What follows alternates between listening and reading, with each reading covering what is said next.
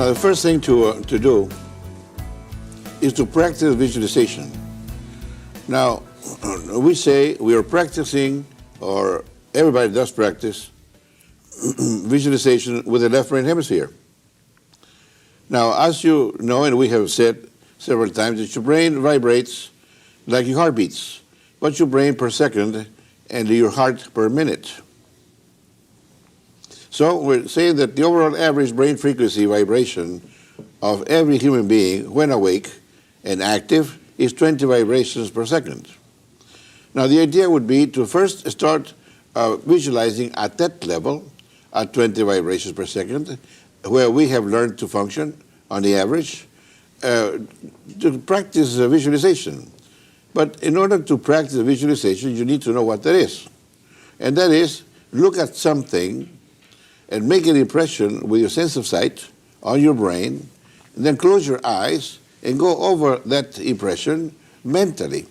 Now, when you go over the impression impressed on your brain cells, brain neurons, to the sense of sight, you're visualizing. You see with your sense of sight, and you visualize with your mind. So visualizing is going over the impression made with the sense of sight on your brain. When you go over in full detail and color that impression, you are visualizing. So you want to practice first at seeing any one thing, then closing your eyes and going over what you saw in full detail and color. Now you're practicing visualization at the overall brain frequency, average frequency of 20 vibrations. Now that's to begin with. This starts you off on how to visualize, because visualization is the foundation for better imagination and better memory and better what we call clairvoyance, meaning a person who uses either brain hemisphere consciously. Because as we have said, only 10% of humanity by natural means develop the use of both brain hemispheres consciously. Everybody uses only the left one consciously and the right one subconsciously, which means they're not aware that they're using it, they have no control over it, and they call it the subconscious. So now, once you have practiced using a visualization at the 20 vibration, average brain frequency that everybody operates on, and you now know what that is, going over the impressions made with a sense of sight, mentally, in full detail and color, until you get good at it. Then you want to learn to slow down your brain waves until you get to the center of your brain frequency spectrum, the center of how your brain operates. And there's 10 cycles. The center is 10 of 20, naturally. Half of 20 is 10. So that's the center. Once you learn to function by slowing down the brain frequency to 10 cycles, that is the connection, that is the door to the right brain hemisphere. Now, once we have done this, then we transfer those images that we have made, the impressions, with the sense of sight, take them to 10 cycles, and transfer them to the right brain hemisphere. Now here, we need to continue practicing, now using the right brain hemisphere to visualize with. So we are actually going from the 20 cycle vibration practice to the 10 cycle vibration practice, and using the right brain hemisphere to establish a good, strong foundation as to where the creative process begins. Because visualization is the starting point to imagination.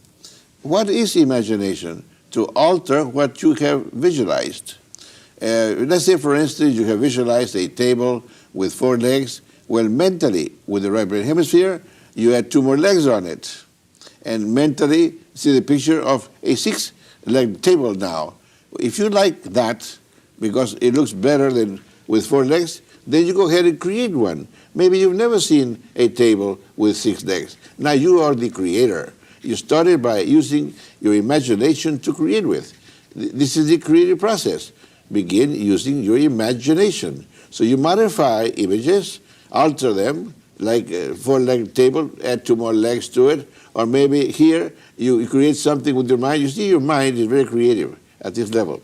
You can create something that you've never seen before. So then, when you like what you have created here in the world of the mind with the right brain hemisphere, you are actually using a created energy to create with. Now you are a creator. You are an inventor. Because then you take that image to the left brain hemisphere and bring it out to 20 vibrations, then put the boards together, you do your carpentry, and you have a table with 6 legs and it looks a lot better than one with 4. This could be the case. This is where inventors get their ideas. You see, Einstein did not invent the formulas. Einstein discovered them in this dimension.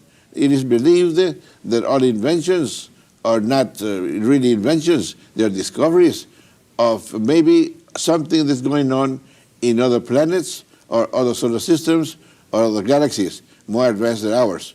We trail it behind. We get those thought transference, ideas into our brain and mind, but at the right brain hemisphere level, then bring them to the left one and execute what we have perceived, and we are creators or inventors.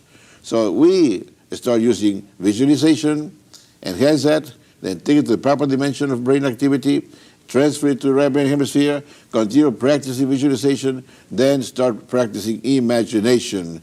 And then once you do, then you have better memory, better recall ability, better retentivity of information, that's what it means, and then better clairvoyance. A person who uses either brain hemisphere is called nowadays a clairvoyant. So you become a well-developed clairvoyant by going through all these steps.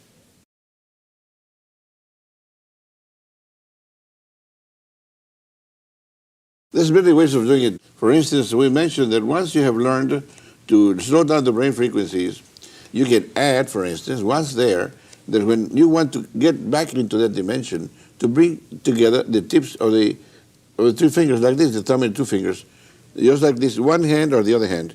Now, when you are at your level, meaning you have found the 10-cycle brain frequency vibration, you go ahead and tell yourself that this and this will keep you aware at that dimension. Meaning, say for instance, a teacher is lecturing, and before you go to the lecture, you go to a level and tell yourself, I want to impress the lecturer strong in my mind and brain so that I can record it any time in the future with this same technique. So when I'm going to listen to this teacher, I'm going to keep my 2 fingers like this while I'm listening to the person.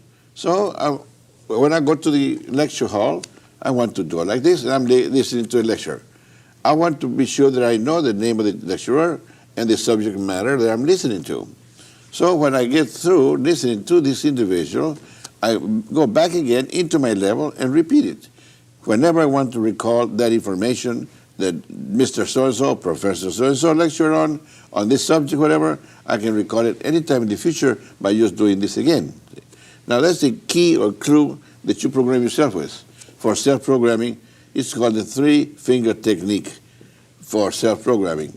Now that would be when you're listening to a lecturer, okay? And when you want to impress or record that information. Now you can also, when you are going to read a lesson, before you read a lesson, you go to a level. Now you know what I mean.